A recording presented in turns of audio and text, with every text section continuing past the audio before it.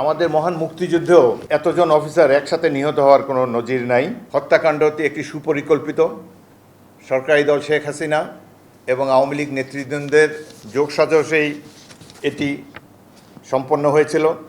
এই হত্যাকাণ্ডে তৎকালীন সরকার শেখ হাসিনা ছাড়াও সেনাপ্রধান মইনুল আহমেদ, শেখ ফজলে নূর তাপস, নূর আলম চৌধুরী লিটন, শেখ সেলিম, শেখ হেলাল, জাহাঙ্গীর কবির নানক, মির্জা আজম, হাসানুল্লাহ কিনু, সাহারা খাতুন সহ আরও অনেক আওয়ামী লীগের নেতৃবৃন্দ এবং তৎকালীন প্রধানমন্ত্রী শেখ হাসিনার ঘনিষ্ঠ আত্মীয়বর্গ জড়িত ছিলেন বলে জনমনে ধারণা রয়েছে। আমাদের মহান মুক্তিযুদ্ধেও এতজন অফিসার একসাথে নিহত হওয়ার কোনো নজির নাই। এই হত্যাকাণ্ড যখন শুরু হয়, বিডিআর প্রধান জেনারেল শাকিল, সেনাবাহিনীর প্রধান এবং অন্যান্য গুরুত্বপূর্ণ কর্মকর্তাদেরকে টেলিফোনে সাহায্য পাঠাবার জন্য অনুরোধ করেছিলেন। তারা কেউই কর্ণপাত করেননি, কোনো ব্যবস্থা গ্রহণ করেনি। এই বিদ্রোহ অতি সহজেই দমন করা যেত।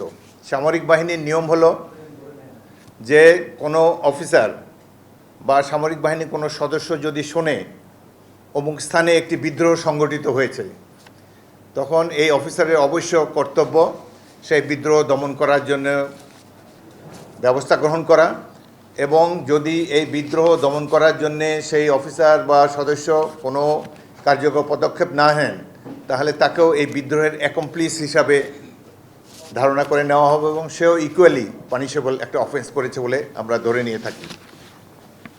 সবচাইতে এনজিওর কিস্তি প্রথমবার বিকাশ পেমেন্ট করলেই 20 টাকা ইনস্ট্যান্ট ক্যাশব্যাক।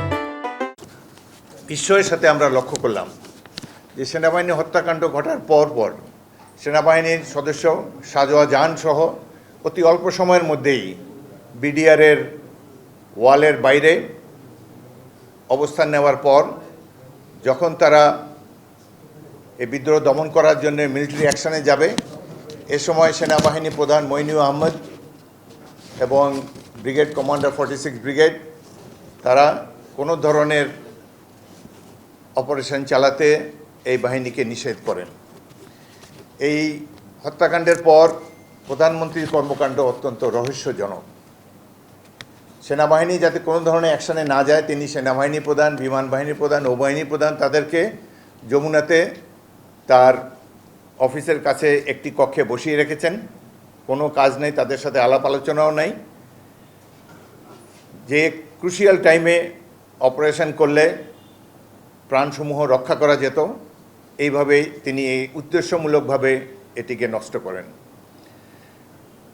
এই হত্যাকাণ্ড যারা ঘটিয়েছে তারা প্রথম দিকে কিছুটা আতঙ্কিত ছিল সেনা অভিযানের ভয়ে, কিন্তু প্রধানমন্ত্রী শেখ হাসিনা যখন তাদেরকে যমুনাতে ডাকেন, ডেকে শেরাটন থেকে খাবার দিয়ে আপ্যায়ন করেন এবং সাথে সাথে অতি অল্প সময়ের মধ্যে একটা সাধারণ ক্ষমা ঘোষণা করেন, এবং পৃথিবীর ইতিহাসে যেটি নাই, ডিএডি তৌহিদ যিনি একজন জেসিও, তাকে একবারে মেজর জেনারেল পদোন্নতি দিয়ে তাকে বিডিআর বাহিনীর মহাপরিচালক হিসেবে নিয়োগ দেন।